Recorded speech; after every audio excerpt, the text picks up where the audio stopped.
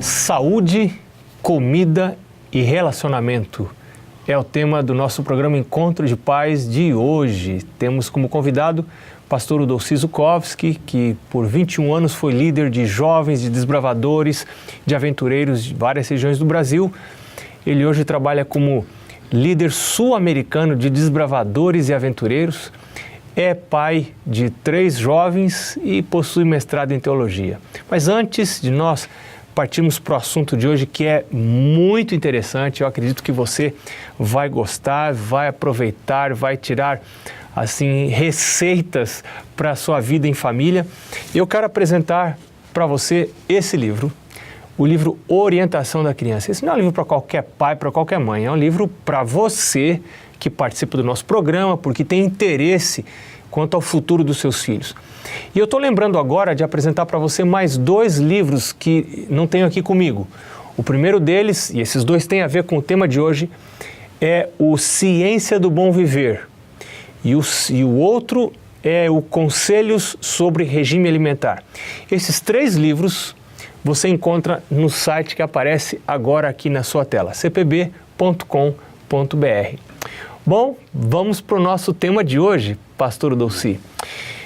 Você acha que alguma família pode estar enfrentando problemas no seu relacionamento, tanto conjugal quanto parental, aí pais, filhos, e a causa do problema pode estar na cozinha? Parece incrível a gente afirmar de que o estômago pode ser o problema, né? O problema de um relacionamento de um casal ou de pais e filhos. Mas, na verdade, tem tudo a ver, porque nós não podemos viver dissociados disso, né? Nós temos que ser pessoas saudáveis, pessoas que se alimentam corretamente, e a gente sabe que se a alimentação não é correta, há um resultado. E o resultado que o pessoal geralmente pensa é o seguinte: se eu não me alimento corretamente, eu posso ficar doente, né? Mas, na verdade, tem muita gente que não se alimenta corretamente e não fica doente. Ele passa anos, às vezes, sem ficar doente. Mas ele tem um outro efeito, e o efeito é no seu humor, na sua impaciência, na sua ira, na sua raiva. No seu comportamento assim, em geral. No seu comportamento. Ou seja, existe um princípio, e esses livros que nós citamos aqui apresentam isso, existe um princípio de que a minha comida vai afetar o meu comportamento moral e espiritual. Esse efeito, ele é um efeito prolongado, ou efeito a longo prazo. É um efeito a longo prazo. Porque não significa que alguém, hoje eu comi aí um sorvete, e aí agora eu já vou ficar nervoso, vou ficar irado, etc, né? Hoje eu fiz uma intemperança e aí logo já vai ter um resultado. Às vezes até pode ter um resultado imediato, né? Mas é um efeito a longo prazo. Sabe que ontem eu estava escutando a TV Novo Tempo Americana e eu escutei a entrevista de um médico muito famoso nos Estados Unidos dizendo o seguinte, que durante algum tempo num presídio na Califórnia, eles resolveram dar comida vegetariana aos presos e simplesmente acabaram as brigas. E aí alguns presos disseram assim, se eu tivesse comido isso a vida toda, eu não teria vindo para cá. Pois é. E daí por algum problema financeiro do Estado, cortaram a comida vegetariana, voltou a comida que eles estavam habituados anteriormente e voltaram as brigas e voltaram as confusões. Aí está uma prova científica do negócio, né? Que realmente é assim mesmo, né? Então, veja, pode haver problemas de família que podem ser resolvidos pela cozinha. Eu acho que existem vários problemas de família que podem, pelo menos em parte, ser resolvidos pela cozinha. Agora, que princípios assim interessantes você sugeriria para os pais que estão acompanhando a gente no Encontro de Pais de hoje, implementarem na sua casa, na vida da cozinha da sua casa? Por exemplo, nós mencionamos aí vegetarianismo, que eu acho que realmente é uma coisa muito boa. Eu tento ser vegetariano já há bastante tempo, que eu estou nessa linha, né? Mas essa não é a única, não é a única maneira. Meus pais fizeram isso em casa, sabe, pastor? Sim. E nós nós participamos desse processo de mudança que foi muito difícil, mas meus pais, lendo esses livros, compreenderam a importância disso, e a gente olha para trás e vê como isso foi fundamental para a nossa vida espiritual, para tanta coisa. O exemplo do meu pai e da minha mãe realmente me ajudaram muito, né? E em casa a gente procura fazer dessa maneira, desse tipo de alimentação, né? Eu já há mais tempo e minha esposa também, os filhos tentam acompanhar. Então nós temos a liberdade de alguém ser vegetariano ou não ser, mas isso na verdade não é questão de ponto de salvação, mas é ponto de saúde e de ajudar no relacionamento, porque a gente vê claramente que uma tendência animal é mais evidente numa pessoa que se alimenta de uma maneira que não é assim. Então veja, isso é uma das coisas que eu acho que os pais podem fazer uma tentativa. Na verdade, antes disso, a questão é a gente entender de que talvez o maior problema do ser humano hoje é a falta de controle do apetite. É a falta de controle do apetite. E como isso afeta a vida espiritual? Você vê, por exemplo, deixa eu mencionar aqui um fato de um feriado. Há um feriado, então vai ter um feriado. Você vai no supermercado e as pessoas estão comprando coisas para o feriado, né? Porque vai ter um feriado, então tem que ter festa, então tem que ter comida, então tem que ter e tal. E aí o que as pessoas fazem? Eu vejo assim uma coisa impressionante, que muitos carrinhos tem lá vários latas de cerveja, né? E vários quilos de carne e tal. Esse é o bom final de semana. Bom final de semana é que tem cerveja e tem carne e tal. Ou seja, eu estou ensinando meus filhos a associarem prazer a coisas que me fazem mal. Exatamente. E o que me faz bem, eu não ensino meu filho a associar a prazer, mas a desprazer. E eu ensino a ele de que se há, por exemplo, um feriado, há um dia especial e tal, esse dia é para eu ser condescendente com o apetite. Quer dizer, esse é o dia para eu quebrar as regras. Segunda-feira é o dia para eu voltar no meu regime ou coisa assim e tal. Mas o final de semana, ou o feriado, ou a festa, aí tem que ser assim. Quer dizer, é óbvio que a gente como pai precisa primeiro começar com a gente isso. Começar com a gente.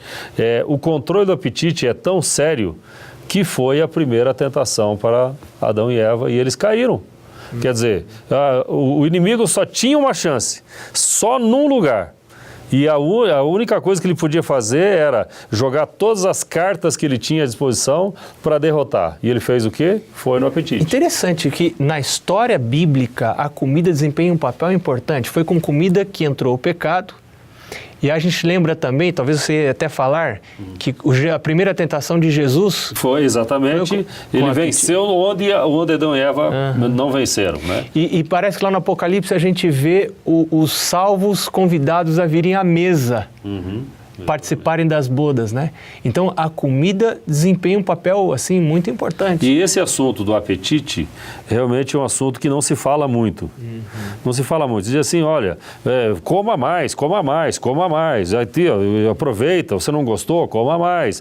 Parece que os próprios pais incentivam os filhos a serem intemperantes, né? Nós, como pais, poderíamos fazer algumas coisas para, primeiro, saber de que a tentação mais difícil de vencer é a do apetite. Alguns dizem, não, a tentação mais difícil é do sexo, de outra coisa e tal, mas na verdade, se você condescende com o apetite, vai condescender com outras coisas.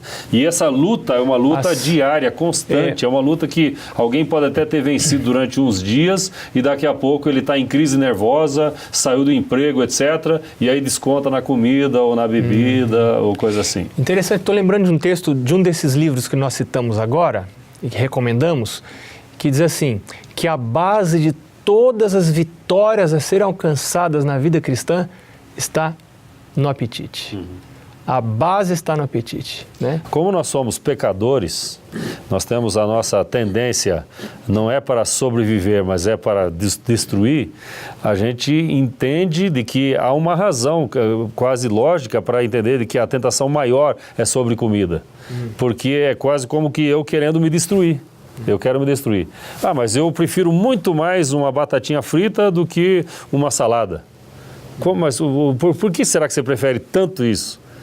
E aí eu tenho que trabalhar em casa para mudar esses hábitos, mudar esses gostos. Mas o pessoal diz assim, não, mas o meu gosto não muda. Eu gosto disso, eu nunca gostei de fruta, nunca gostei de legume e nem de verdura, alguém pode dizer. Eu gosto é disso. Só que o gosto muda com o tempo. Eu preciso aprender a gostar do que é saudável. E como é que você vai ensinar seu filho a gostar do que é saudável se você, pai, não gosta do que é saudável? Você, pai, não come salada, não come fruta. O filho come aí e tal, mas ele sabe que você age de maneira diferente. E isso tem muito a ver com vida cristã. Tem muito a ver com a vida cristã. E isso não só porque aparece na Bíblia, não só porque a gente tem livros de orientação sobre apetite, mas tem muito a ver. E tem alguns que são vitoriosos num ponto do apetite e não são em outro. É, por exemplo, o meu caso. Eu posso dizer do meu caso. Eu sou vegetariano já há algum tempo, procuro ser há algum tempo, já muitos anos já. Mas o meu caso não era esse. Isso não é o meu problema para mim. O meu problema é que eu comia muito à noite. E de manhã cedo eu saía para os eventos, para as atividades, para os acampamentos e tal, e aí saía e não comia. E aí quando chegava em casa, ou muito cansado, 10, 11 horas da noite, uma fome de leão, então esse era o meu problema. Descontava, né? Aí eu descontava lá. E hoje, para você perder aquilo que você ganhou com o tempo, aí demora mais. Eu já mudei esse hábito, né? Mas era o meu hábito. Talvez alguma família tenha um outro hábito. Talvez comer não seja fora de hora, talvez seja não tem isso, limite nenhum. Que né? hoje está uma ênfase disso. Você tem muita facilidade de ter salgadinho, de ter isso, daquilo. Tudo à leva mão, no carro, rápido. leva lá, e aí fica o dia inteiro. Não tem restrição nenhuma. Antigamente era mais difícil até para o filho abrir a geladeira, né? Que era aquele negócio e tal, mais difícil, né? Hoje a gente vê as crianças que parece que comem o tempo todo estão comendo. E é dever de quem fazer isso? De quem? Da creche que vai ensinar o filho lá?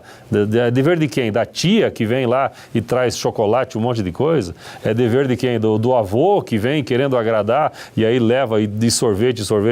Quer dizer, é dever dos pais. Agora, como que os pais vão ensinar os filhos o controle do apetite? Digamos, seu filho é adolescente. Como você vai agora trabalhar para o seu filho para ele controlar o apetite se não foi feito isso antes? Já desde o colo, já desde mamar na hora certa, não quando chora, mamar quando é a hora de mamar, né? Então esse eu acho que é um dos grandes desafios que nós pais temos hoje, de a gente, primeiro, pedir a misericórdia de Deus, a graça de Deus, o poder de Deus, para a gente ter o controle e fazer as mudanças que são necessárias para ir influenciar os nossos filhos e eles terem o controle do apetite. Muito obrigado, pastor Eudolci. Foi muito proveitoso esse programa de hoje, no Encontro de Pais. Eu estou me lembrando do texto de Paulo, se não me engano, é 1 Coríntios capítulo 9, que Paulo diz: eu esmurro o meu corpo e o reduzo à escravidão para que, porventura, não venha a ser desqualificado depois de ter pregado a outros, né? Então, Paulo estava falando dos seus hábitos pessoais, a importância do domínio próprio, né? Mais pena que nosso tempo acabou, nós vamos ficando por aqui, mas você continua aí com as perguntas que você pode baixar aqui neste site, há um PowerPoint com perguntas para você discutir em grupo aí com seus colegas pais que também estão buscando um futuro melhor para os filhos. Que Deus abençoe você, sua casa, sua família. Nós nos vemos no próximo Encontro de Pais. Até lá.